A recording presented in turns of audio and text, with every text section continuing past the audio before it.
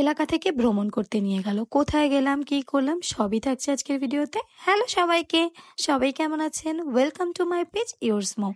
চলে এলাম নতুন আরও একটি ভিডিও নিয়ে। আশা করছি ভিডিওটি আপনাদের ভালো লাগবে। তো সকাল সকাল ঘুম থেকে উঠে ফ্রেশ হয়ে রেডি হয়ে চলে এলাম বাসে। আর বাসও দাঁড়ানো ছিল, সবাই মোটামুটি উঠেছে। হ্যাঁ, আজকে অনেক নতুন নতুন মানুষকে আপনারা দেখছেন, কিন্তু এরা সবাই আমাদের এলাকাতে থাকে। এলাকা থেকে নতুন একটা উদ্যোগ নিয়েছিল সবাই মিলে ঘুরতে যাও, তো সেটার জন্যই বেরিয়ে পড়ে।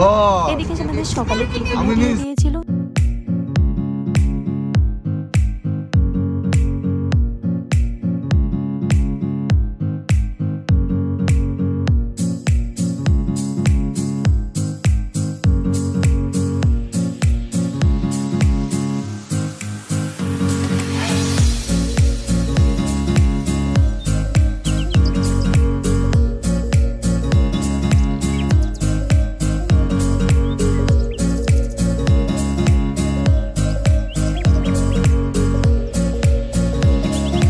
রাস্তাটা এত সুন্দর, এত গরমের মধ্যেও গরম অনুভব হচ্ছিল না। এবার আপনাদের হয়তো মনে হবে আমরা কোথায় যাচ্ছি। আমরা যাচ্ছি নোয়াপাড়া রামেশ্বর মন্দিরে। সেই জন্যই সব ফল কিনে নিয়েছি ভোগের উদ্দেশ্যে। আর আমাদের এখানে যেতে এক একজনের খরচ হয়েছিল 300 টাকা করে। রাস্তাগুলো এতই সুন্দর, যেটা আপনারা নিজের চোখে না দেখলে হয়তো বিশ্বাস করবেন না। এই মন্দিরটাকে অনেকে রূপ সনাতন মন্দিরও বলে। আমরা পৌঁছে গেলাম এবং বাইরে থেকেই মন্দিরের দৃশ্যটা এত ভালো লাগছিল এবং চারপাশে এত বাতাস ছিল যা বলার বাইরে। আমরা মন্দিরের ভেতরেও প্রবেশ করে গেলাম। এই মন্দির এই প্রথম আমার যাওয়া, ইনফ্যাক্ট আমাদের সবারই যাওয়া। আমি, মা, বাবা আগে কখনো এই মন্দিরে যাইনি, তবে শুনেছি মন্দিরটা অনেক সুন্দর। আজ নিজের চোখে দেখে আসলাম, আসলেই মন্দিরটা সুন্দর। ওইদিকে দেখলেন বাবা গরমে অতিষ্ঠ হয়ে যাচ্ছিল, কারণ বাসের একটা গরম, এখানে এসে একটা গরম, তবে বাইরে ভীষণ বাতাস দিচ্ছিল।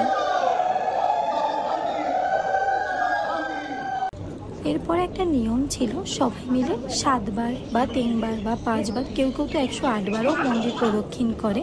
আমরা করেছিলাম 7 বার, কারণ সবাই বয়স্ক ছিল, এতবার করা সম্ভব হয়নি। তো আমরা এই যে দেখছেন মন্দির প্রদক্ষিণ করে নিচ্ছি। প্রদক্ষিণ করতে যেহেতু অনেক সময় লেগেছিল, তাই ভিডিওটা ফাস্ট ফরওয়ার্ডে দিয়েছি, যাতে ভিডিওটা বোরিং না হয়ে যায়।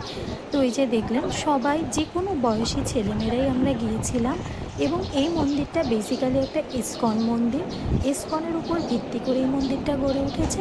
এই মন্দিরটা না দেখলে আপনারা বিশ্বাসই করবেন না কত সুন্দর, কত মনোরম পরিবেশ, অনেক সুন্দর। আর এই যে মন্দিরটা কিন্তু অনেক বড়, যার জন্য প্রদক্ষিণ করতে সময়ও বেশি লাগছে। এরপরে আমরা সবাই টায়ার্ড হয়ে যাই। তো এর পাশে একটা সুন্দর ক্যান্টিনও ছিল, তবে এখানে আপনি বাইরের কোনো পণ্য পাবেন না, পণ্যগুলোই এখানে সেল হয়, যে কোনো পানীয় পাওয়া যায়। এখানে আমরা সবাই কোক খাচ্ছি, হাসি মজা তো থাকবেই। এরপরে চলে আসি বাগানের দিকে। বাগানটা অনেক বড়, তাই আছে জোড়াশালি দেখলে নাকি দিন ভালো যায়, আপনাদের জন্য দেখিয়ে দিলাম। হ্যাঁ, আর সেকেন্ড পার্টও আসছে, দেখা হবে নেক্সট কোনো ভিডিওতে। Bye bye.